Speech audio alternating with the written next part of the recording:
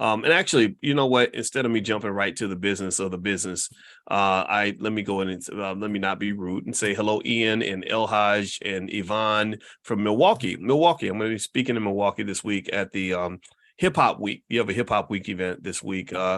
Think I think it's Thursday. No, wait, no, Wednesday. Well, I drive up Wednesday and I speak on Thursday. So if you live in Milwaukee, you can see we can hang out there. Also, Los Angeles. Los Angeles is September 8th. So I'll be speaking in LA at that time. BoyceWatkins.com is where Michael puts a lot of the information. So feel free to do that. And hello, Veronica Brooks. Good to see you. And Yolanda Baker and Franz, good to see you. Okay, so all right, so let me. How's Dr. Alicia? Thank you for asking, Pacola. She is doing very well. Thank you. Yeah, our family, we were battling the Rona this weekend. It was a big battle. You should have seen it. It was like wrestling the dragon. But I was doing a lot of vitamins and making breakfast every day, for Alicia and making sure she was okay, checking temperatures and buying COVID tests and all kinds of stuff. And it was it worked out pretty well. All right, so let's see. Yeah, so last week was a mission. And by the way, if you're in the stock options training camp, just know that we have our next class meeting tomorrow night, Wednesday night at 7 p.m. Eastern. So if you still want to join, I sent out an email this morning, or you can also go to the Telegram, drboycetelegram.com. There should be a link there where you can join the training camp. Everything's recorded, so it's all yours for life. So even if you can't make it to class, it's still yours. And also, we're okay with you sharing your membership with other people. So literally, you could bring somebody and have them just share the screen with you, whatever the case may be. All right. So let me start off the conversation with some things that I've observed in terms of the market as of late. There was an article that I read this morning where they were basically laying out kind of warnings for American consumers about this economy. And what I'm going to do is kind of sort of give you my quick overview of the things that you may want to be concerned about and kind of be on the lookout for.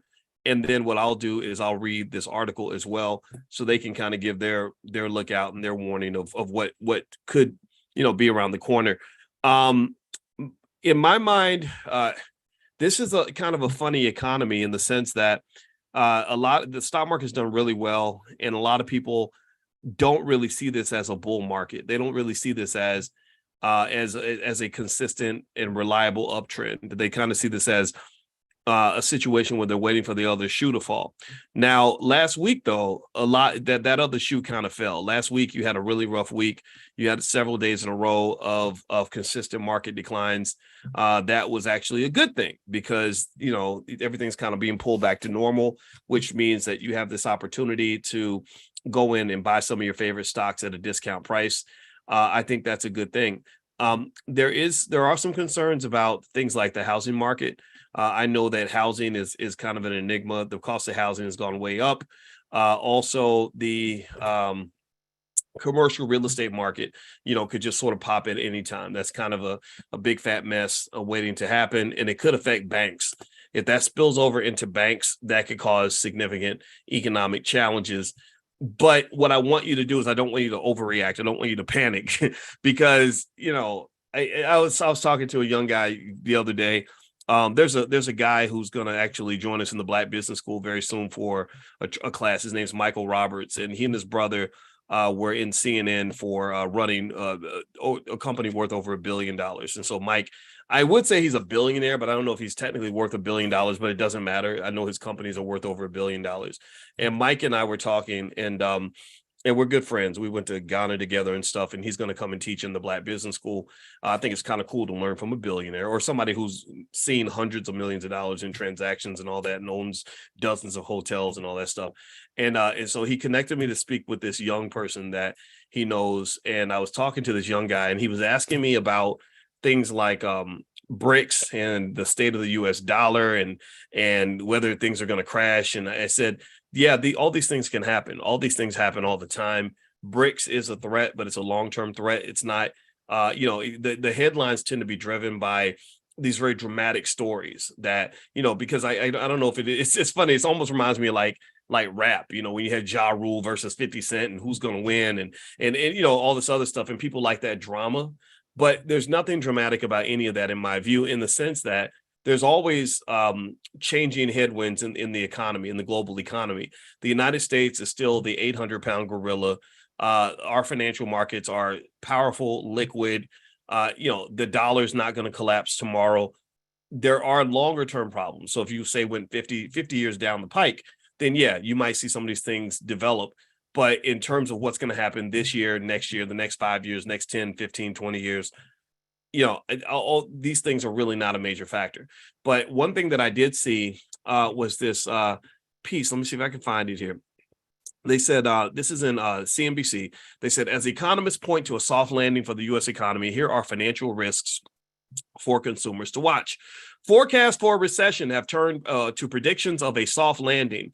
They could instead, predictions a soft landing could instead be in store for the U.S. economy. Even without a downturn in the forecast, experts say there are still risks for consumers to watch. The forecast for the post-pandemic U.S. economy once called for a recession. Now many experts are backing off those predictions. So a lot of experts that were predicting recessions are not predicting recessions anymore. In the latest About Face, 69% of economists surveyed by the National Association for Business Economics said they see a soft landing on the horizon. That means they expect that everything's going to kind of just play itself out. It's going to flesh out without any major drama. That's a good thing. That's a significant shift from March's survey, according to NABE, when a similar share of respondents leaned toward a recession. So in March, that's just five months ago, they were saying recession, recession, recession. Now they're saying, oh, no recession, no recession. This gives you an idea of how imprecise of a science economics is. Anybody who thinks that that being an economist or being a financial expert means you can, directly and accurately predict every stock, every economic condition, every possibility. People that think that are people who just don't know anything about the field. They just don't understand it. Things change. It changes like the weather. And so what's basically happened is a lot of things have changed. Apparently, what I've seen to be the driving force that sort of kept us out of recession is actually you. American consumers are so good at spending money that they were shocked by how Americans still keep spending even when they don't have the money available. And I have my theories on this. I talk about that a lot in my book, the 10 Commandments of Black Economic Power. I don't think you should participate in any of that, but in terms of that spending culture, but that's what drives the American economy. That's why they need you working, they need you spending. Those are the two things that they're going to always push people to do. And then really, if you look at companies like BlackRock buying up all the houses and all this stuff, they also want you renting. They want you paying rent so that your wealthy landlords can continue to compile wealth. And unfortunately, it'll be on your back. And I hate to say that, but that's kind of what it is.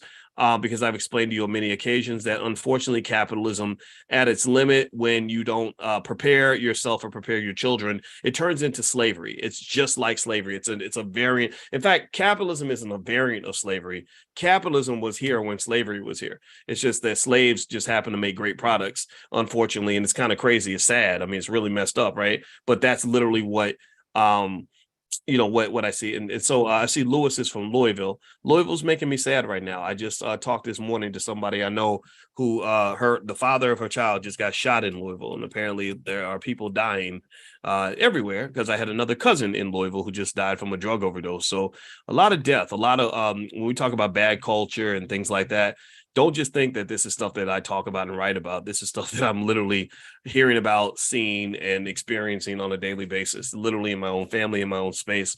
And that's and really that's why in my book I talk so much about culture, and it sort of explained that you can't really build wealth and build these $1 million empires and these amazing businesses when you just have this horrible slave culture that's become very, very violent. In my hometown of Louisville, so many young people I talk to are telling me that it's like the killing fields. I know another young person I mentor who just moved out of the country just to get away from the gun violence. So, I just really think there are some cultural problems that I think have to be sort of dealt with in your own space in order for you to be in a position to, to get where you want to get to. It took me until last night to realize you're on a new page, but I found it. Oh, yeah. I'm on a new Instagram page. My Instagram is Dr. Boyce Finance. Apparently, my big mouth keeps getting me like blocked and shadow banned and stuff like that because I talk about race and economics, but I won't stop. This is because I think it's very important conversation.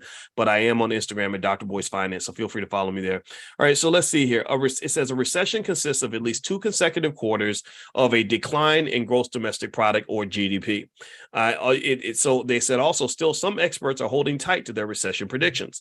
NABE found that 20% of those surveyed believe the U.S. economy is either currently in a recession or will enter one in 2023. Okay. In recent weeks, some Wall Street firms have revised their previous recession calls. Bank of America now says a soft landing is the most likely scenario. JP Morgan has said a soft landing is possible, though elevated recession risks remain. Meanwhile, average Americans are not as optimistic, with 71% describing the U.S. economy as either not good or poor, according to a recent Quinnipiac University poll. In comparison, just 28% of respondents said the economy is either excellent or good. So I ask you, all of us who are in here, if you were to use one of 3 words to describe the economy, which one would you use? Excellent, good, or poor? Or let's say excellent, or let's say good. Let's use 4. Actually, let's use 4. Excellent, good, average, or poor. What would you say? What answer would you give me in the chat of what you think the economy is doing right now based on what I just said? What do you think? Okay, Gregory says good. Okay. Otis says fair. Fair was not one of the answers, Otis. You're breaking the rules, but that's okay, Otis. I love you. All right. Let's see. Errol says good. Aisha says good. Okay. Pecola, good. Kendall says average. Okay. Dorothy, average. Keyshawn says poor. Okay. C-Dub says good to excellent. Karen Dorsey says poor. Okay. So the estimates are kind of all over the place. And let me just tell you this. All of you are right. Every one of you is correct. Every single one of you is correct. How can you say that, Boyce? That sounds crazy. Well, sorry, I'm a professor. I'm confident saying things that sound crazy because I can explain what I mean. The economy is a big, big body of economic activity. The economy. So you could point to the absolute worst economic condition in the history of the United States, and you're still going to find people who were making money during that time that they'd never made before, making more money than ever, right? You can always find good economic outcomes, even in a bad economy. You can always find bad outcomes in a good economy. And so effectively, what's really happening is you can think of the economy almost like a big city. If somebody says, well, is New York City a good place to live? And someone says, oh, it's great. It's amazing. There's so much stuff to do. It's a lot of fun. Yeah, but maybe if you live in a bad neighborhood in New York where there's a lot of crime and terrible things are happening and or you're in just a bad situation, then New York isn't so great, right? Or if someone says, oh, would you want to live in Tulsa, Oklahoma? And someone says, oh, no, Tulsa's terrible. It's a horrible place to live. Well, if you're like a millionaire in Tulsa, it can be pretty good, right? In fact, if you're a millionaire almost anywhere, life is always good. So the reason that you all gave estimates of the economy that were kind of all over the place is because everybody's in a different situation. And so what I've really encouraged you to do, particularly because I love just talking to Black people first, not that everybody else doesn't matter. And we have people in here that are not Black, so let's not be mean to them. But really, I talk to you first. I'm encouraging you to look at the economy as this big body and say, okay, where can I position myself and my family so that I'm going to be good no matter what the economy is doing, that there could be another Great Depression and my family is going to be okay because we're economically fortified and we know how to spot opportunities and we do basic things like save and invest our money, right? Because literally there's always a bull market somewhere. I think who says it? Kramer says that's his statement. I love that catchphrase. He says, there's always a bull market somewhere. I'll help you find it. Right. Yeah. There's always a bull market somewhere. There's always in the middle of even a sea of dead stocks that are dying and getting hurt. There's always those few stocks that are shooting through the roof. Those are hard to pick out. It's hard to do that, but they do exist. So effectively, this economy is distorted. It's distorted because America is a country that unfortunately has a lot of inequality. So when they say gross domestic product is up, the economy is doing great, everything's wonderful, Well, yeah, the guys that are on MSNBC and the women as well, they're gonna say that because most of those individuals have money invested in the stock market. And so they're looking at the stock market booming and they're saying, oh, everything's wonderful. But remember, these are not people who are working 9 to 5 jobs where they're looking at the size of their paycheck. Almost every indicator I could show you right now shows that wages of workers have been going down while the cost of everything has been going up. Workers' wages either have been down or flat, or if they moved up, they moved up very, very little. And so navigating this economy is something that does require a little bit of intentionality in terms of saying, where do I want to be in this economic space? Okay. So it's like when my grandmother used to talk about the Great Depression. She said, I didn't know anything about a Great Depression because we were always poor. The Great Depression didn't suddenly take us from middle class to poverty. We went from being poor to being poor. Like it was, we couldn't get any poorer than we were. Right. So and a lot of your families have that same experience. So right now it looks like overall they're saying that the job market is pretty strong. So they said that here's 3 key areas that economic experts are watching that will affect the Americans' money. One, the job market is mostly strong. They said the U.S. would have already fallen into a recession if not for the strong job market, according to 77% of NABE survey respondents. However, the latest jobs report shows less job growth than expected for July. So job growth is not what it used to be. The job market is less strong compared to the early part of this year, but still fairly robust given our economic cycle, said Mervyn Jabari, NABE Economic Policy Survey Chair. Meanwhile, many workers were changing jobs more in the past 12 months, so the opportunities for that have cooled somewhat. So when you went from a space where people were able to quiet quit and still keep their job, those days are kind of gone. Now you've gone from a tight labor market to an easier labor, or I don't want to say easier, from a tight labor market where it was harder to get employees to a different kind of labor, a looser labor market where employees kind of compete for jobs a little bit. Because if you remember a few weeks ago anyway, they had all those tech layoffs, right? So now you have a lot of tech people looking for opportunities, and so this balance of power between the worker and the employer kind of just waffles back and forth, and it can change a lot even during the course of 1 year. Number 2. Inflation will take time to subside. It may take more than 12 months for inflation to subside, according to 43% of NABE survey respondents. Just 7% said the pace of price growth will go down by this fall. So just 7% said that the pace of price growth will go down this fall. They did not say prices will go down. They said the pace of growth will go down, right? So that means that you will be increasing at a decreasing rate. Okay, they call that acceleration, right? So your prices are not going to keep going up faster. They're going to sort of still be going up, but just not as much as before. People are generally in agreement that the inflation rate has come down significantly and is likely to continue to go down, but maybe the speed at which it goes down is not what you would expect. Okay, so inflation is the rate of change, and they said the rate of change is going to go down, but it's almost like they're saying that the rate of change is going, okay. Forget it. I'm being a mathematician right now, trying to sort through what they're trying to say here. All right, so let's keep going. All right, so let's see. They said that doesn't mean prices have to go down. That just means that they're going to go up slower. It says Ted Jenkins, right? Which is exactly what I was just telling you. 3, interest rates may stay elevated. The Federal Reserve's July rate hike took benchmark borrowing rates to the highest levels in 22 years. Experts expect those rates will likely stay high and could go higher to curb inflation. For consumers with outstanding debts, that may pose challenges as those balances become more expensive. So that means if you have a credit card, if you haven't noticed yet, your credit card company may have some provision that is going to increase the rate that you pay on that card, right? They probably have something in there where they can, pull a little bit more money out of you as kind of like a rental fee for the money that you're holding.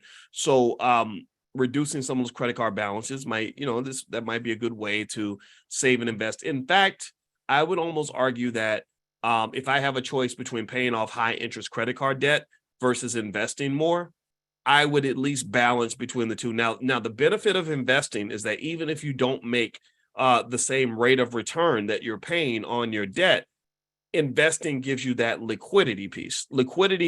Sometimes liquidity is more important than wealth. What is liquidity? Liquidity is access to cash. It's the ability to get cash when you need it. So sometimes getting cash is what you need to do. You're not even worried about long-term, net worth implications. You're not worried about whether it's debt or if it's money you own or money you borrow. Sometimes you just need the cash because my car broke down. I need $800 to get it fixed.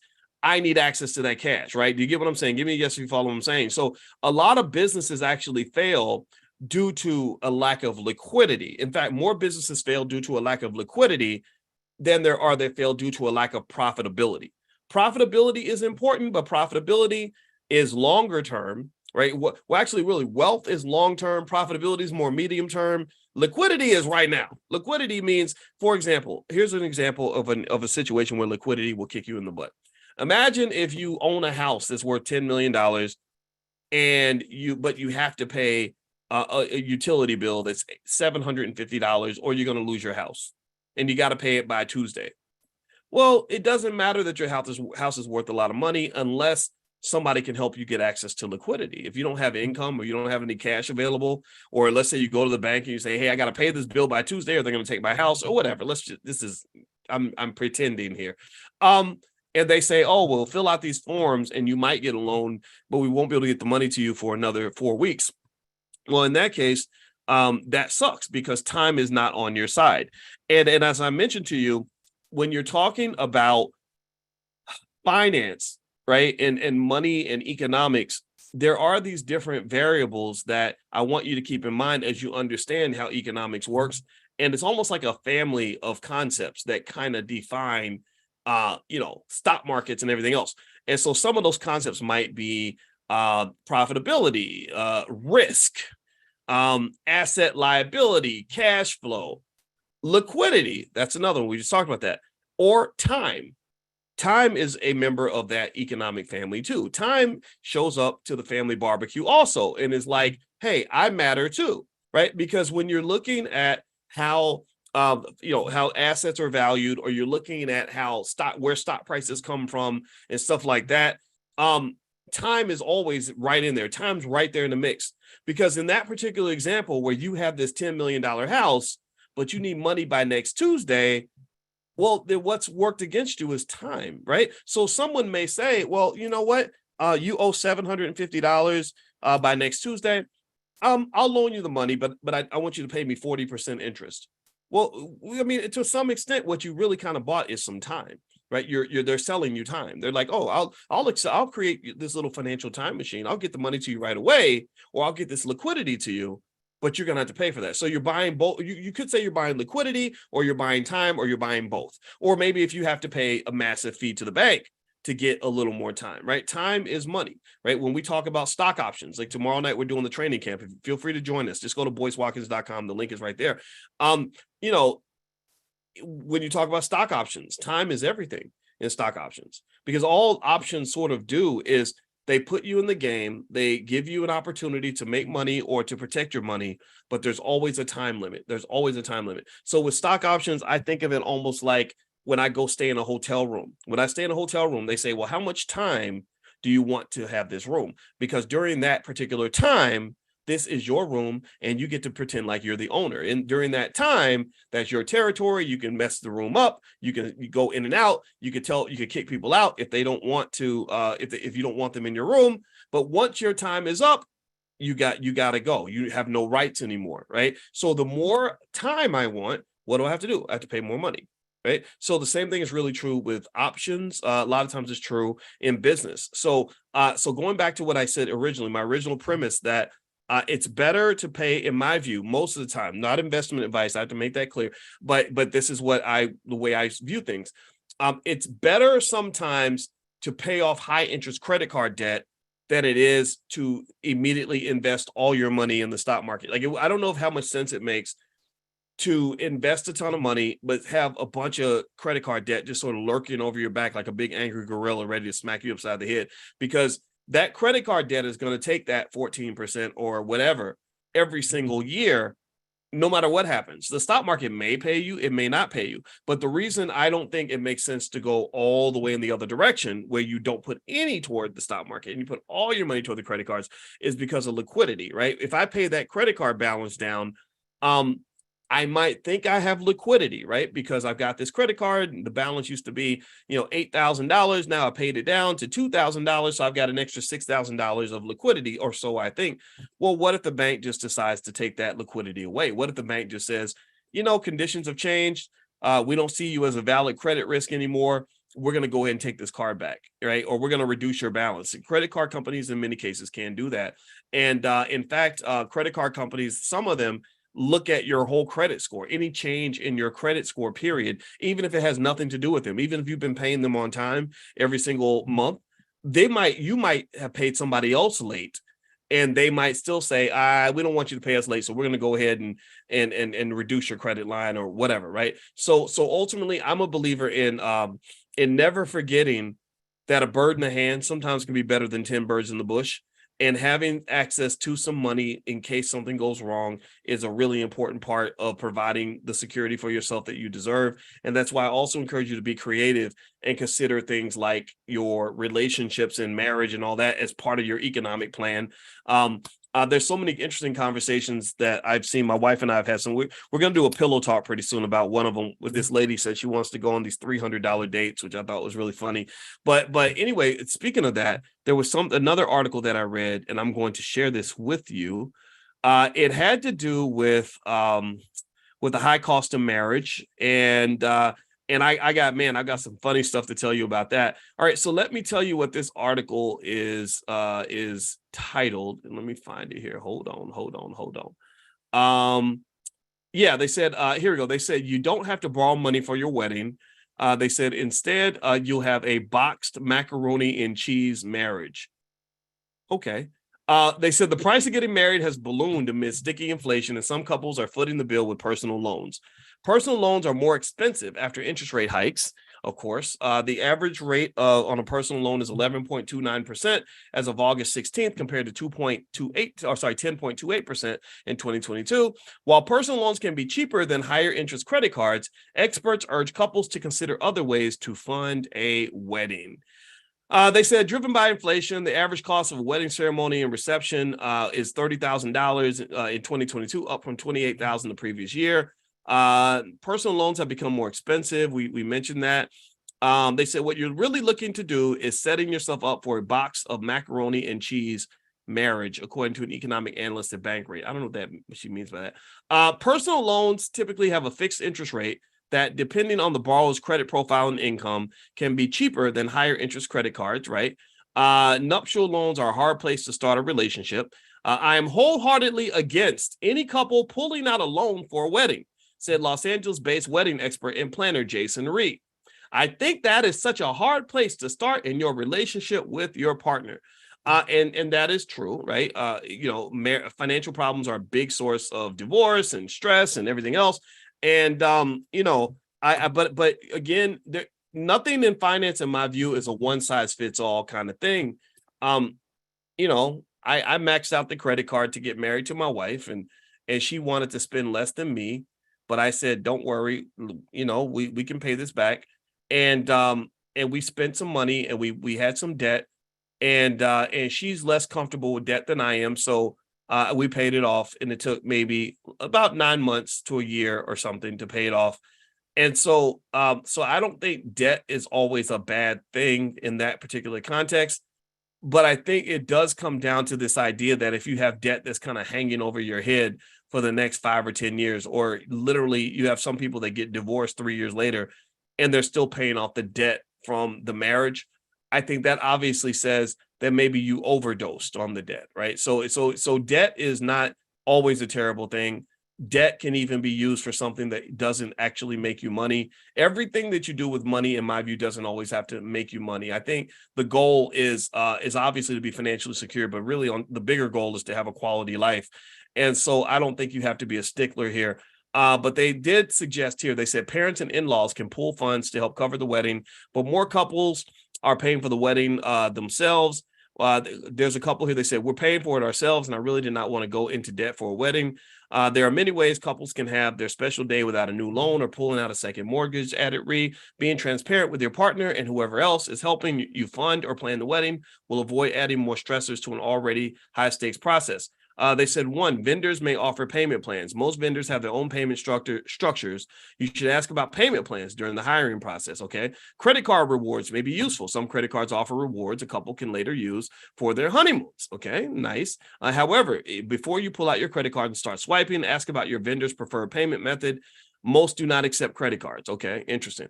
Leverage higher savings rates. They said if your wedding date is further out in the calendar, consider savings options to help you grow your money faster. The top 1% of savings accounts had a 4.71% rate. And so they're saying save. Okay, so let me tell you a little bit something else about my, again, sometimes I go into the Uncle Boyce mode to kind of talk about things with a blend of experience and expertise, right? So the Uncle Boyce mode, Uncle Boyce and me says this. It says that before you pick someone as a partner, I think that some sort of financial conversation or financial observation is absolutely critical, because it's not just about knowing what you're getting into, right? Knowing, I was really shocked by how many people start sleeping with somebody and don't even have any idea how, in debt they might be or whatever. Because once you start messing around with somebody, sleeping with them, like a lot of times you're like attached, so again, but I'm not judging. It's just such a tricky process. Mother Nature just tricks us, right? We get all excited about how pretty she is and we don't ask the right questions until after the fact. But that's love. I studied the biochemistry of love and what it does to your brain, and just give up. You're literally out of your freaking mind. So anyway, so it's not a rational process. That's my point. But if it were a rational process, it might make sense to really try to have some sort of financial conversation or financial observation before you do that. And I say this in the sense that some people may not want to talk about money. Some people may lie to you, but your actions tell me more than what you actually say. So if we're just talking about money, or I just watch how you behave when you get money, that tells me a lot about not just where you might be financially, but your financial personality. Everybody has a different financial personality. And I talk about this kind of thing. I wrote a book about it years ago when I was on the faculty of Syracuse called Financial Lovemaking. And so understanding your financial personality can go a really long way, because I can then decide if our personalities are compatible, just like I would when it comes to our relationship. And I can tell you, my wife and I have different financial personalities. I'm a little bit more into risk taking. I was an entrepreneur. She wasn't an entrepreneur until we got together. And now she's sort of a hybrid between the two, but she's more conservative than I am. And I made a decision that her financial personality was a good complement to my financial personality. Now, if I didn't appreciate her perspective, then I'd probably have to marry someone else or consider marrying somebody else. Because being an entrepreneur kind of puts you in kind of a different sort of space. Entrepreneurs take risks, and sometimes the things you do cost a lot of money. And a person who hasn't seen that before can get very, very nervous. But really scoping and figuring out that financial personality, I think, will go a long way, because that will help you understand a lot more about what you're getting into, how decisions are going to be made, how much of a potential conflict you're going to have, especially if money is scarce. I really think it's easier if there's plenty of money around. That's why I'm a big believer in everybody just learn how to make money and manage their own money, and that way everybody can help each other out. But every situation isn't like that, right? Some situations, money is very tight, money is very scarce. So when you're moving in sync with scarce resources, you really have to have excessive amounts of communication, and I think, for example, just basic things like, do you have student loans, and how much are they? Right. I think other little things, even worse than student loans, are when somebody has kids from a previous relationship or a divorce from a previous relationship. Well, that's financial weight that they're carrying into that next situation. So, if you marry a guy that's got 4 kids with 4 women or whatever, not 5 women, 5 women can't make 4 kids, but 4 kids with 3 women or something like that. Well, you're definitely moving into a communal situation, right? He's got multiple spouses to some extent. And the same thing is true if a woman has kids. My wife had kids when I married her, and I love those kids. They work for me. If you buy my book, like, they'll ship the book to you. Like, they work with me, and I talk to them all the time, and they're my buddies, and we're really cool. But I had to factor that in and say, okay, do we have enough resources to kind of make this work and make it comfortable? And we did. Now, if I was 28 years old, it would have been a different conversation I had to have with myself, because that's a huge financial obligation, right? And so to some extent, and I'll say this last piece, then I'll be done. And you can ask me a question about it if you want to, but I really feel like there's too many hard, fast rules that people give about relationships. Like, you should only be with a person if they make this much money, or you shouldn't be with a person if they don't make that much money, or whatever. Like I don't know, or I guess I said the same thing twice, but you get the point. Like, just kind of being over, or you shouldn't care about how much money a person makes. I've heard people say that, and I think that's completely inconsistent with human nature. I think that that your goal, that you're trying to survive here, and if I am trying to go one direction financially and you're not, that's going to be really, really hard to manage. It's going to be really, really hard to navigate.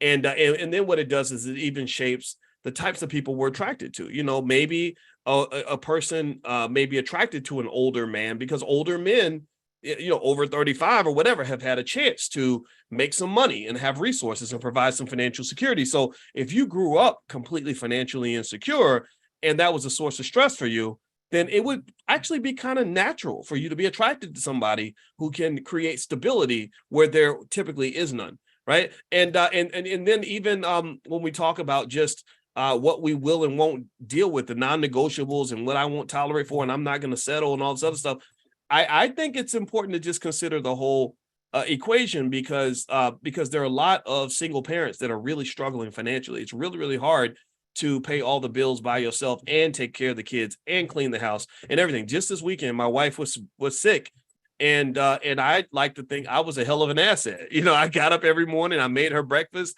I told her, don't worry about the kids. The kids will be fed. I'm gonna go get them in the bed and make sure that they're good. So I said, you stay in the bed and you don't think about anything except getting better. And so imagine if she was just doing this by herself, then she'd be trying to do it all. And it would deteriorate her health and her mental health, physical health, all that stuff. So I personally think that those people who are smart are going to think about relationships differently from people who are not as exposed to good ideas. I really do. I really think that you probably want to, like when people say, I won't settle or whatever. I hear people say, I'm not settling. And men and women say that. Well, I'm not settling. I'm not letting no woman do this to me. Or I'm not settling. I'm not letting. No, I settle. I like that, because that's what settling down is. Settling is when you say, yeah, I don't like this thing over here, but the good outweighs the bad. I look at my marriage the same way I might look at a business. If you have a business, you will never, ever in your life ever run a business that always makes money and never loses money. You will never in your life have a business where you're not going to have high expenses that are going to compete with the income. You're never going to have a business that's like a paycheck. A paycheck is where it's, you're receiving money and it doesn't cost you anything to get that paycheck. You just, you show up to work every day and you get the consistent same amount of money. And so you don't have to deal with expenses. If you go into business though, that sometimes you win, sometimes you win some, you lose some. Right? You're gonna, sometimes you're paying out money, sometimes you're receiving money, and you just hope that the income or the revenue exceeds the expenses, right? That you're not operating and if you are operating at a loss, you don't destroy the business. You just say, okay, how do we fix this business? We either got to cut some expenses or increase the revenue.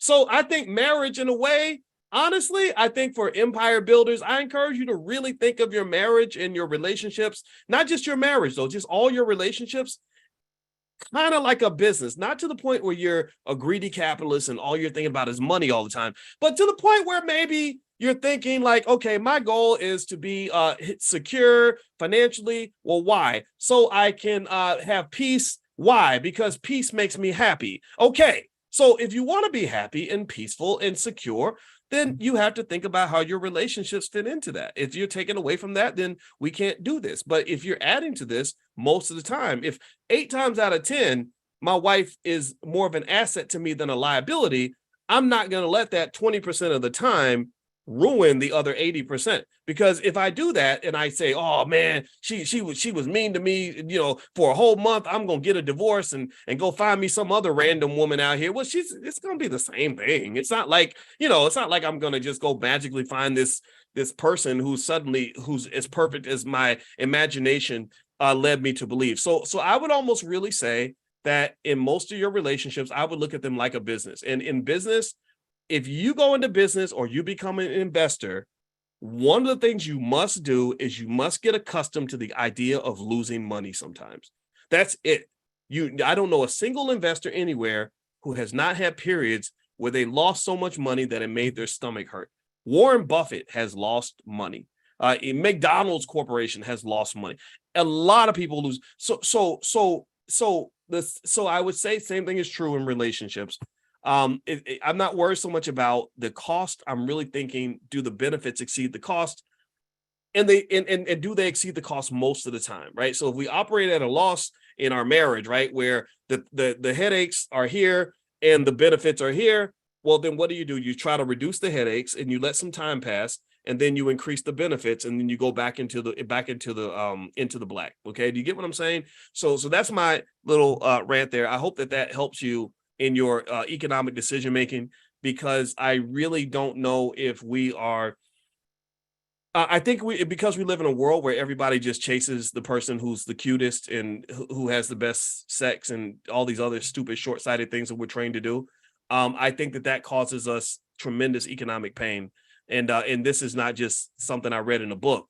Again, this is something I'm seeing in real life. I have a relative who just died from a drug overdose, and his wife divorced him after many years of trying to manage a husband who had these sorts of issues, right? And so this is real stuff. This is happening in a lot of our families, and you got to be able to negotiate that if you want to get ahead. Okay, so I'm going to make time for some Q&A now. Put your question in the Q&A section if you're in the Zoom. I'm going to just jump in and answer this question. So who does the U.S. owe 32 trillion and what is it for? Well, the United States issues treasury bills to fund the government, and anybody pretty much buys them from all over the world. People from other countries, people from the United States, corporations buy them, etc. So we just kind of owe it to anybody who owns those bills, because when they buy the T-bills, they have a right to cash flow from the government, and that's pretty much what it is. I mean, we kind of owe everybody. We owe 32 trillion. It's kind of crazy. Otis says, can you expound on the correlation between mass illegal immigration and the stock market fluctuations that directly impact the Black community? Correlation between mass immigration and stock market fluctuations. That's an interesting question. I haven't really thought about that connection very much. Okay, so let's try to logically compound a response here. Well, I think that immigration is interesting because when I went to Denmark, they're not real loose on immigration. They won't let you. I know a person who married a man from Denmark and had 2 kids with him. It took her 7 years to get into the country. So every country doesn't let everybody in the way the United States does, right? So don't ever think that that's the way that it has to be done. And the people in Denmark, their general feeling is that excessive amounts of immigration will then naturally take their resources. They're like, we don't want to have people coming here or getting on welfare, or even if they're working, they're still taking resources, and we take care of our citizens. And the quality of life in Denmark is extremely high. The educational system's really good. You go to college, they give you money while you're going to college, and it doesn't cost hardly anything. There's a lot of really cool stuff that they do. So I think that that's the first thought that would come to mind if you talk about just excessive amounts of legal and illegal immigration. Now, on the brighter note, they would argue that having more workers in the economy can increase national productivity. And one thing about capitalism is that capitalism is always looking for more workers and the cheapest way to get it done. So the capitalists, meaning the people who own the corporations who are running the businesses, I would imagine they love immigration, legal and illegal, because that gives them cheap labor. They love it for the same reason they love AI, cheap labor. Anybody that will come in and work harder than the person you've hired and work for less money is going to help you make a bigger profit. So I don't think there is a general benefit to society at large for lots of immigration, but the people at the top, oh, they love it. They love it. And what does that do? Well, this is maybe where the stock market comes in. Well, the corporations are making bigger profits, stock prices go up, right? So maybe there's a connection there. I've never seen a study connecting the two, though. So I'm just kind of armchairing that one. I'm not 100% sure, but those are my initial thoughts. Dr. Boyce, I began my investing journey in February 2023, and things are going well. However, I've lost pretty much all of my 2023 gains the past few weeks in August. I want to buy the dips when I'm concerned if this is normal in August, or should I wait for a leveling off before I buy? Okay. Why don't you tell me what you've been buying? Because one thing I'll say, sorry, I'm choking. Give me a second, everybody. Sorry, hold on. Why am I coughing so much? Sheesh.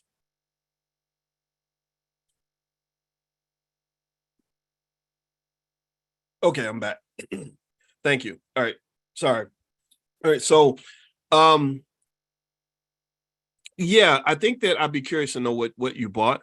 One thing about investing is they say that in order to be consistent or properly diversified, you want to own at least 20 stocks, about 20, 22 to be precise. That was the number that they had they stated. And no, I don't have the Rona. We took tests. So thank you very much though. I appreciate the, the concern. That already came and went. I already went through that stuff. That was not fun. All right. So let's see, Alicia Chan. So yeah, so I would say make sure you're properly diversified if you're investing. Um, if you lost all your gains, that it could be an imbalanced portfolio. So I would say a general rule of thumb, in my view, is I try not to have more than say 7 to 8% of my money in any particular stock. I think that might be a good way to kind of look at it.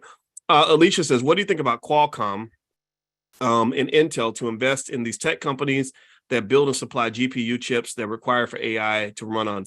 Yeah, I like Qualcomm. I do like that stock. And actually, there's a list of AI stocks that I have. If you haven't done it yet, you can text the word stock to 31996.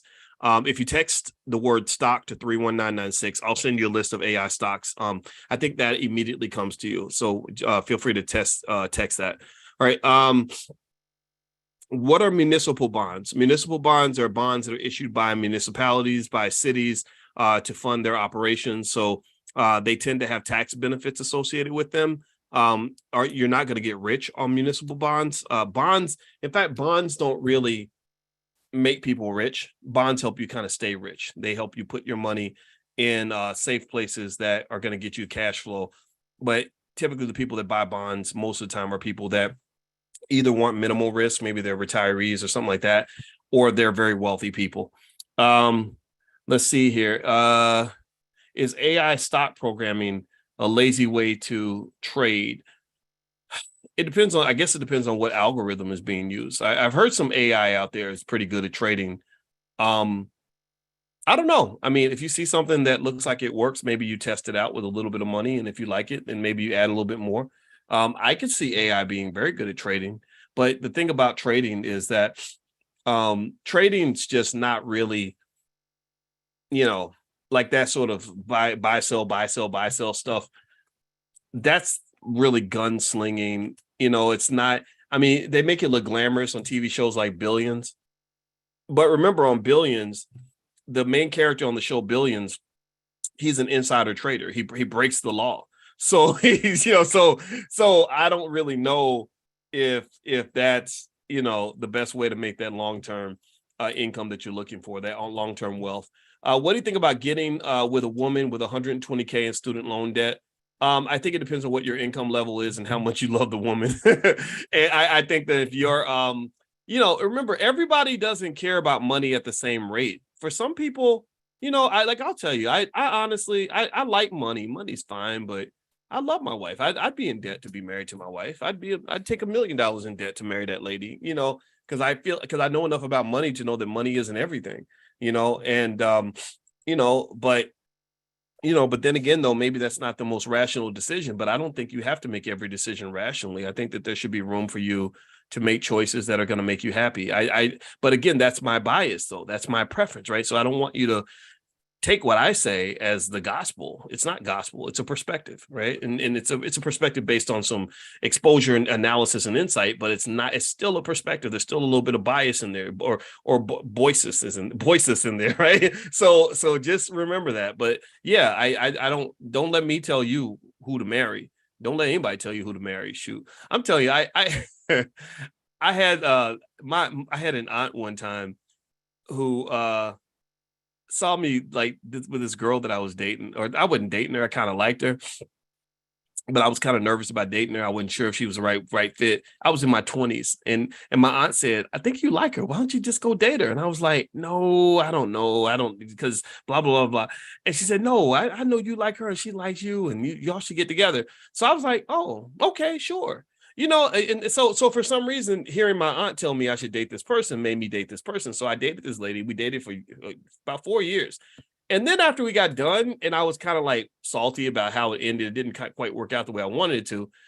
I remember telling my aunt about it years later, like 5, 6 years later. I was like, yeah, well, I only dated her because you told me to. And she said, I never told you to do that.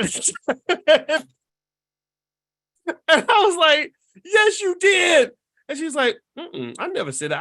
I told you not to date that girl. She's trifling.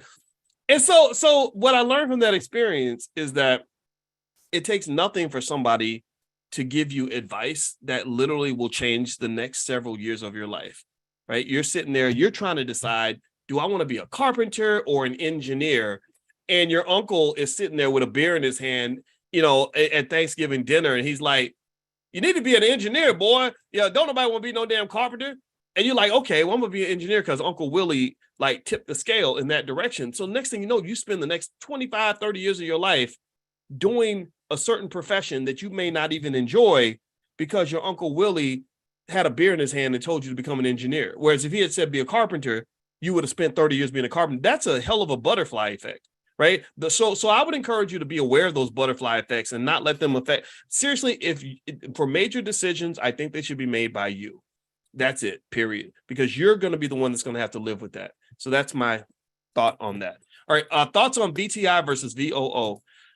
I know what Ian, I know what VOO is. That's that Vanguard fund. That's really good. I like VOO. That's what we do for the $5 a day plan. It's at my website, boycewatkins.com. There's a lot of stuff in my website. We change stuff out all the time, so feel free to go to boycewatkins.com and you can find it there. VTI is the Vanguard Total Stock Market Index Fund. Nice. I don't know much about it, but I like it. Let's see here. I'm looking to see what's in the VTI. I mean, if it's called the Total Stock Market Index Fund, that's pretty expansive. I like stuff like that because that allows you to invest without overthinking it, right? You don't have to go stock picking and all this other stuff. Let me see what's in. I'm trying to figure out what's in. Here we go. The weightings of VTI are 2.4% basic materials, 10% consumer cyclicals, 12% financial services, 3% real estate. Okay. Let me see what companies are in here. Oh, I mean, you got Apple, Microsoft, Amazon, Nvidia. Can't go wrong with those companies. Remember, I think that if you're talking about making money, it's like, remember when you were little and if you were hanging with the wrong crowd, your mother would be like, don't hang with the wrong crowd because when they go to jail, you're going to go to jail too. Well, if you hang with the right crowd, then good things can happen too. You hang out with people that are going to be successful and make money, then chances are you're going to be successful too. That's why people go to Ivy League schools. People don't go to Ivy League schools just to learn, because you can learn all that stuff on the internet a lot of times. They go to Ivy League schools because of who you're around. And like my brother took the time, when he became an entrepreneur, he already made over $1 million as an entrepreneur. There was absolutely no reason for him to go back and get an MBA. No reason for him to even consider getting a job. In fact, when he graduated from his MBA, he didn't even interview for any jobs. He just went to Cornell to network. So he spent 2 years at Cornell. And when I tell you that he was then connected with billionaires, like people that eventually went on to become billionaires or they were the sons or daughters of billionaires. Yeah, it was crazy. I mean, the network was amazing. So why do I say that? Well, same thing is true. Maybe you can't go to Cornell and network with the billionaires, but you can network with the corporations that are for sale right there on the stock market. This is one of the beauties of the financial democracy that we have in this society, where you can buy VTI. And I like, in case you want to know if I like VTI, I like it. I like VOO and VTI. I don't like one more than the other, to be honest with you. It's a preference thing. But you can buy those companies, and think about this. You now own a piece of Microsoft. You now own a piece of Nvidia. You now own a piece of Apple. When they sell iPhones, that's a little bit, that's like 1/1000th of a penny going in your pocket, right? When somebody buys an iPhone, right? Or whatever, I don't know, 1/1,000,000th of a penny. But still, your income, your wealth is correlated and connected with the companies that are best at making money in this society. So you don't have to figure out how to make money yourself necessarily. You just take the income you have and connect your wealth with their wealth, and your wealth will grow, because I don't care what happens in America, they're never going to stop letting rich people get rich and stay rich. The rich will never concede their power to the poor for something as simple as like a vote or something like democracy, right? You really think they're going to let you vote them out of power? Do you really think? No, they're not going to do that at all, ever. All right. So anyway, what happened to your old account? I don't want to talk about it. My old Instagram account, they took it down. I don't know. I'm so uncontroversial. I have no idea why they would do that. I'm kidding. I was reading a Dr. Claude Anderson book, Black Labor, White Wealth, and I was talking about affirmative action and how white females are the primary beneficiaries of affirmative action. So I think someone reported that as hate speech against white women. And so, because in Facebook's terms and services, they literally say you cannot single out any ethnic group of people in your commentary. So I believe that I mean, that's what I do. I talk about Black people all the time. So even that, according to Facebook's terms of services, can be defined as hate speech. So effectively, I'm just, I'm doing stuff on Telegram and all that now. So if you want to connect with me on Telegram, just go to drboycetelegram.com. And I do still have a little Instagram page. They don't know, I guess they don't know about it or something. But anyway, it's Dr. Boyce Finance. So if you still want to follow me on Instagram, you can follow me there. But I actually found myself quite relieved to not be on Facebook. I don't know why. I got opportunities to come back and I was like, I don't think I really want to. I actually kind of like not having that in my life, right? So I still have my team on Facebook. They're still doing stuff on our pages. We have a bunch of pages, but I'm moving on. I'm doing something else.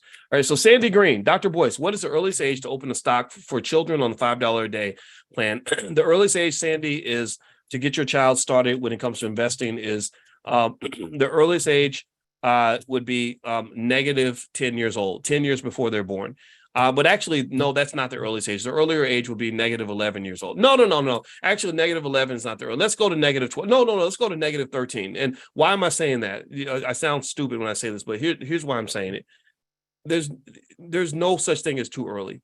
And I'm not saying give your child control of their money. I don't believe kids should have control of large amounts of money because kids are just crazy and stupid and they do ridiculous things. Like, the 16-year-old we have that works for me, that will be, if you buy my books, like she'll ship it to your house.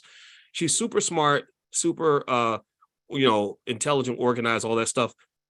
But she's got this boyfriend, and he's a nice guy, but, I wouldn't give her control of a bunch of money because she might do something crazy, like give a bunch of it to her boyfriend, or whatever. And then I'd have to kill him. Then I'd be going to jail and that would be just bad for everybody.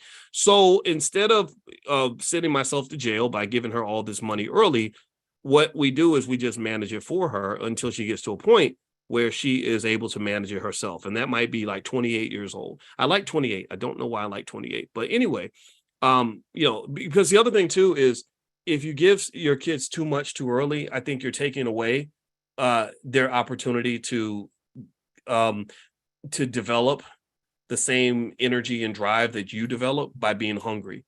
Like remember, when you give your kids everything or give them all the stuff you never had, you're taking away things that you did have. You're taking away a privilege you had, which was the privilege of going through your struggle. Then your struggle is what made you great. Your struggle is what brought you here.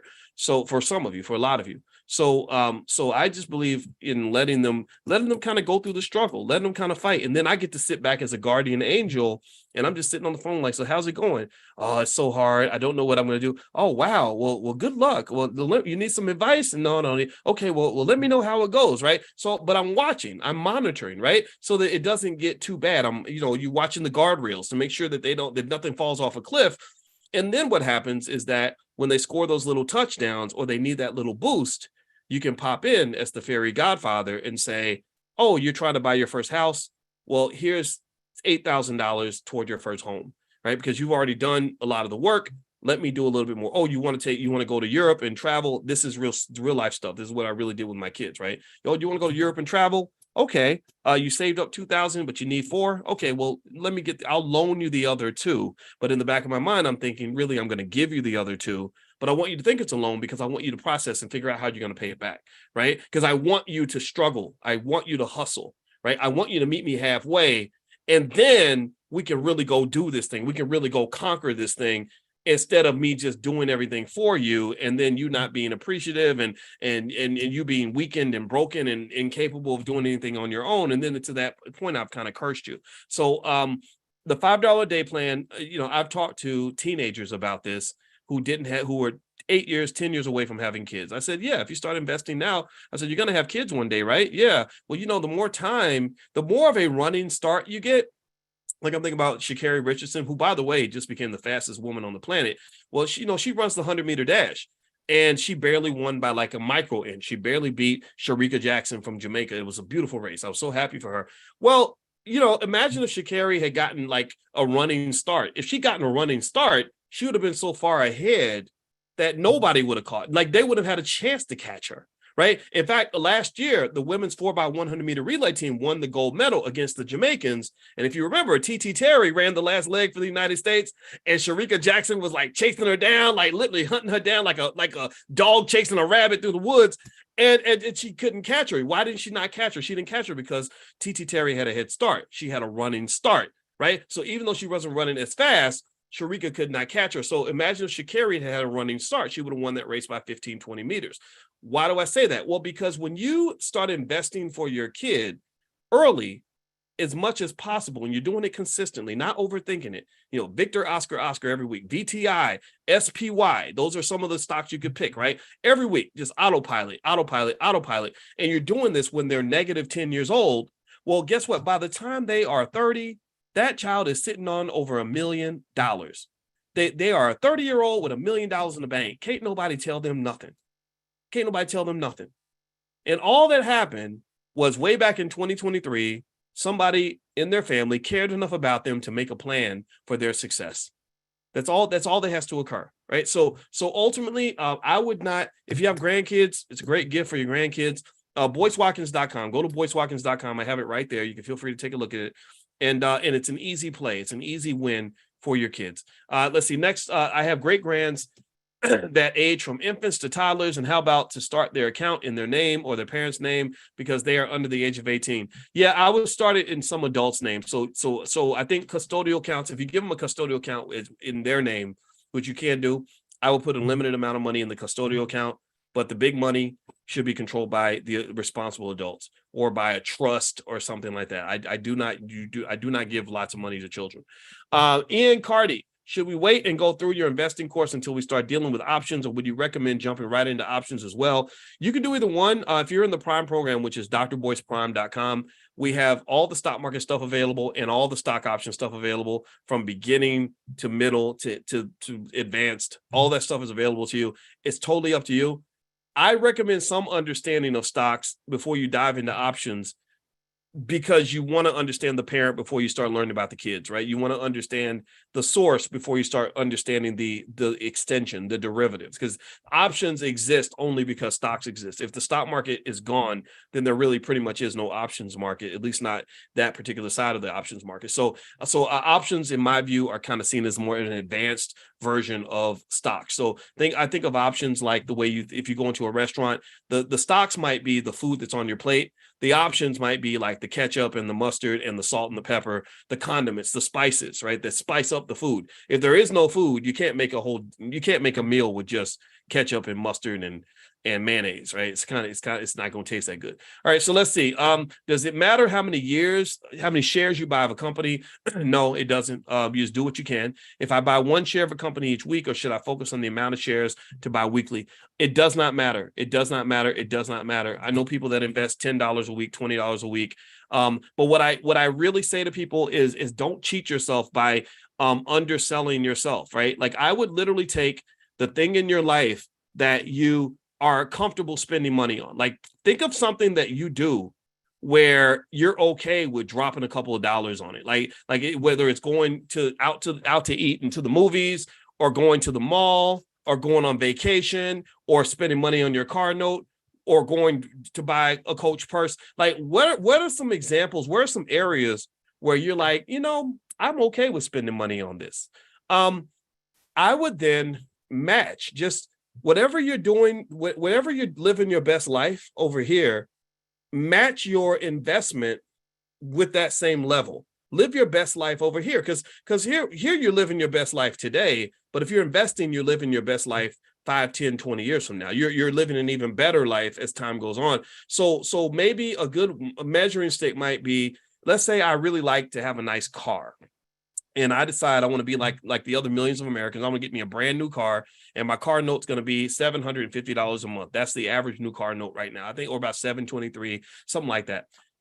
Well, then maybe a way to alleviate that guilt might be to say, I'm going to make sure I invest the same amount of money that I'm giving over to that car dealer, because that car dealer is investing your money. That car dealer is taking that money and doing exactly what we talk about in this class. They're taking that money. They're not going to spend it and give it all away. They're going to take that money. They're going to invest it somewhere. It's going to grow, and that's going to become an asset for somebody else. If you pay a $750 car note over, a 10-year period, that is an insanely large amount of money. And in fact, I could probably do the math really quickly. That's actually 5 times the $5 day plan. So the $5 day plan after 10 years comes out to about $29,000. So you take 29,000 times 5. So you're getting a number that is almost 150,000. So they're going to make about 140,000 or so off of that money that you're putting in there. So my belief is that you should do what I do when it comes to working out.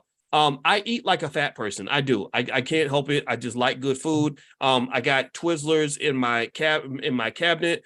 I eat a lot of stuff. I know a lot of y'all are really into health and stuff, and I listen to you. I promise you. But I grew up eating crappy food. I just did, and that's just how we live, right? And I've let some of that go, but I haven't let it all go, right? But here's what I do. You know what I do? I'll make myself a banana split about once or twice a week.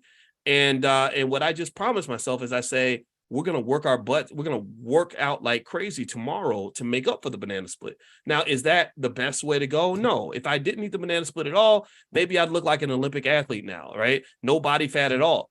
But that works for me. I'm happy with that. That's the balance that gives me a good quality of life, because I like my banana splits, right? So if you have your financial version of a banana split, you have your little guilty pleasure, you have your little thing you want to spend money on, and I think you can do that with no judgment at all.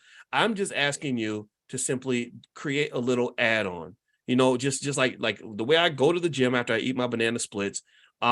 Invest the same amount of money that you waste. If you like to spend money at the club, just invest that same amount. If you spend money on fast food, invest the same amount you just spend on fast food. You go buy McDonald's food, well, buy some McDonald's stock while you're in line waiting for your food. I think that will get you, that will get you where you want to get to. Now, somebody says, doctor, you have to listen to health experts just like we listen to you. Yeah, I listen to them, but I think it's the same thing as, I think financial health and physical health are very similar in the sense that, I don't think you have to be super strict on yourself. I don't believe in living life without being happy. I like to be happy.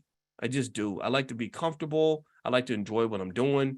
There's probably even things I could be doing, I imagine, where they could make me more money, but they would not give me more joy. So I don't want to do those things. I like doing this. I like my job. I like talking to you. This is fun for me, right? So so just find that balance, whatever works for you. All right. So I'm gonna answer 3 more questions, and then we'll be done for today. Let's see. What is your system to win 60% or more at stock option trading, high level? System. You know what? I think systems, I take them with a grain of salt. I mean, they do have processes where as soon as the loss gets below a certain amount, you go ahead and you sell, right? You sell to prevent yourself from getting the loss, or as soon as the gain hits a certain amount, maybe you sell at that point. That can happen, but we don't operate in those kinds of systems. What we do in Prime is we just generate consistent income by selling stock options every week. So you own the asset, you buy some put options to protect yourself against the downside, and then every single week you sell the calls and generate the income, and you focus on the income generation more so than simply the capital accumulation or the growth in the capital value, because the capital gains may come and go, but the ownership of those units of stock is never going to change. So for example, if I own an apartment building and I have 100 doors, and those 100 doors generate, and those 100 doors generate for me $2,500 a month, and I make 2,500 times 100, $250,000 a month. Is that right? Damn, that's a big number. Wait, it's right. 2,500. Yeah, $250,000 a month on those 100 doors. Why do I feel like that math isn't right? That seems like a massive number, right? But I've got 100 doors that generate a massive amount of money, $250,000 a month. Well, the value of my property is going to go up and down, but really I'm looking at the cash flow I'm getting from the rent. So even as the property value goes up and down, I'm still generating a pretty consistent amount of cash from that asset, from owning that asset, right? I'm not thinking about selling it right away. So you can do stock options kind of the same way that you do real estate property. But the difference though with options though is that the options that pay the most money tend to have a little more volatility, but you can actually buy company. You can run that strategy with companies like Microsoft, and which is a very stable company, and generate an income level that's far higher from an ROI perspective than you would get from owning property, right? So if I have, an extra $350,000 or something that I can get access to, and let's say I can put up half of it, right? Because you can get margin trading where you can get half of that money given to you or loaned to you through margin. If I have that 350K available, I'd almost rather buy 350K worth 1,000 shares of Microsoft stock, which might generate me, I don't know, $8,000 or $9,000 a month. I'd rather do that than buy a property and rent the property, which might generate me, I don't know, 2,000, 2,500 a month. Okay. So I'm not telling you what to do, but it's just something that it's worth thinking about. And so if you want to take a look at that, or that is of interest to you, you can go to boycewatkins.com. There's a training there called How to Make Money Without Working. So feel free to go take a look at that on my website. Or you can also text the word stock to 31996. I hope to send you things that will add value to your life. All right. Last couple questions. Sandy says the NVIDIA is down today and the analyst opinions are leaning toward a buy. What are your thoughts on the stock today? I like NVIDIA as a long-term investment, and that's my answer on NVIDIA. I just think NVIDIA right now is kind of in the driver's seat of AI. AI is going to rule the future. Hopefully they won't mess it up. I think NVIDIA is a great company. Beverly Jones, I have Stash, and every week they give you small amounts of stock. Is it best to put money in these stocks or buy other stocks? I don't know which stocks they're giving you, Beverly, but I think that the idea of diversification is great because it doesn't require a lot of figuring things out. Literally you can randomly, they did that. I always talk to you guys about that book, A Random Walk Down Wall Street by Burton Malkiel, where he trained monkeys how to invest. And the monkeys were just throwing darts at a wall and just randomly picking stocks.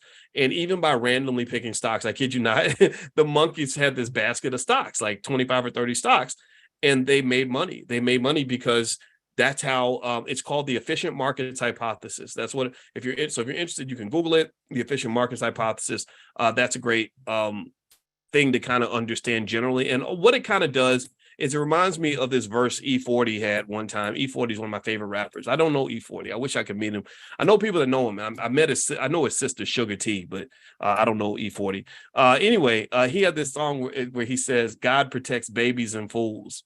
Right. And the efficient markets hypothesis is kind of the same way.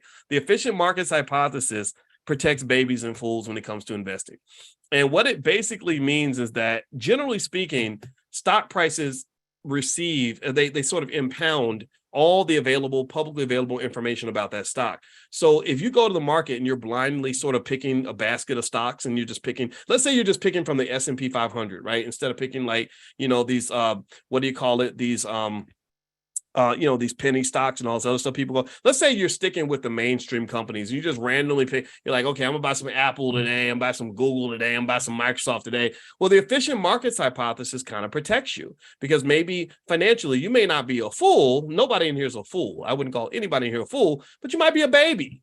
Well, the efficient markets hypothesis, like E40 says, it protects babies and fools. So basically it means that person who literally is randomly picking S&P 500 stocks can still do much better than the person who sits to the side and says, I don't think I want to invest because I don't know what's going on. I don't understand how this stuff works. No, because what's happened is that person who the baby or even the fool who's not overthinking it, who's just grabbing S&P 500 companies and adding them to their basket every week. Well, that person has created what is referred to as an investment vehicle. And an investment vehicle is just like a regular vehicle that drives you down the car. They have a vehicle, right? Their vehicle might be a 1999 Toyota Corolla, but that vehicle is always going to be better than walking on foot. So if you are a person who goes to work every day and tries to save your way to wealth in a society where wages are dropping, the cost of everything's going up, you are literally a person who is entering into a drag race on foot. And it's hard to run fast enough to outrun a Toyota Corolla. Even a raggedy car will outrun you. It's just so if you just assume that the car works and people don't drive it off a cliff or you don't drive backward, then they're going to be way ahead of you. That person that doesn't work nearly as hard as you is going to be ahead of you. And so don't ever make a mistake. Somebody says, oh, Andre says E40 is a good friend of his. He can make that. Yeah, well, tell him to call me. My email address, manager@boycewatkins.com, manager@boycewatkins.com. I will tell him we played his song at our wedding. Me and my wife, we're ghetto like that. We played, he has this great song called Choices. Nope. Yep. Anybody know that song? Nope. Yep. Anyway, we played that. And my friend, I do have a friend. I have all these rapper friends. It's kind of weird. But my friend Willie D, who's in the Ghetto Boys, he was actually in my wedding. He was one of my groomsmen. And he said, yeah. He said, I didn't know you were going to play an E40 song at your wedding. I could have got him to call you. I could have got him on the phone. And I was like, oh, well, you should have done that. I've been a fan of his for a long time. And what I like about him, too, since let's finish the conversation with E40. So just shout out to him, because I think that there's wisdom in a lot of places, right? A lot of times, unfortunately, what I hear from the rappers is not necessarily pro-wealth. It's not economically beneficial, right? We've talked about this. I talk about this a lot in my book, The 10 Commandments of Black Economic Power, that bad culture, is heavily promoted, and that leads to bad economic outcomes. But one thing about E40 is that there's a lot that you could critique, I'm sure, but the one thing about him that I've always admired is that he's always been an entrepreneur in terms of explaining how the hip hop music industry extracts so much wealth from artists, especially young artists, and gives them nothing back. In fact, he had a song called to Whom It May Concern. You should go listen to it. And he basically says when they use you up, they'll just find a new black person next year. He uses the N word, but he says they're going to find a new one next year. And that's what I see as well, right? But then also he's been an entrepreneur for a long time. And one thing about him is that this guy has been able to make music for 30 years, even when he wasn't hot, even when his music wasn't on the radio, he was always making music and making money somehow. And a lot of it was because he didn't have to worry about whether his label was going to sign him for another album or not. He signed himself. So to be, so the beauty of being an entrepreneur, this is why I'm a big advocate. I hope I can convince you to consider making sure all your children understand how to start a business when they're young, is that an entrepreneur, you don't have to be super successful to really get these amazing benefits that come from just being free, right? You don't have to go make $1 billion. I enjoyed my life as an entrepreneur long before I started making money. Even when the money was dry, I loved doing the work I wanted to do. I loved being my own boss. I loved waking up when I wanted to wake up. I loved being able to walk away from things that I didn't want to be a part of. And that's a huge part of it too, So and then also, most importantly, I had the ultimate job security because I knew I would never fire me. I would never give up on me. And then the other piece, and again, I talk about this in my book. It's at my website, boycewatkins.com. But the other thing I mentioned in the book too is that if you can then find other people around you that maybe are from your family, you have the right family culture, and you find other people around you who believe in you as much as you believe in you, then that really creates the ultimate job security. So, and this is not me theorizing. This is not me just sort of talking. This is real life. My brother has stood by me through thick and thin. He has stood by me when I made millions of dollars. He stood by me when my truck got repossessed. He stood by me through times where everyone loved me. He stood by me through times when everyone hated me. And that was wonderful in terms of added job security, because I knew that he would never stop being an investor in what I was trying to do. And that's important because, well, why is that? Well, because most big major corporations in America, they exist because they have investors that believe in them, starting with the bank, starting with people in the stock market. And when those investors stop believing in those companies, they pull the rug out from under them. So it doesn't matter how good your ideas are or how hard you're working. At that point, what you're doing is done. It's gone. Runs on banks are a good example of this.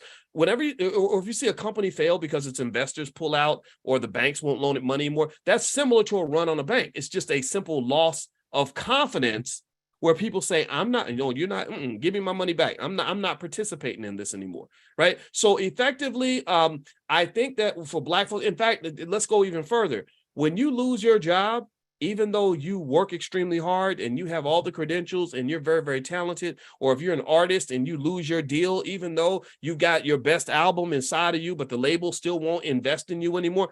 That's the same concept. That's all that is a run on the bank. In that particular case, you are the bank. They've lost confidence in you.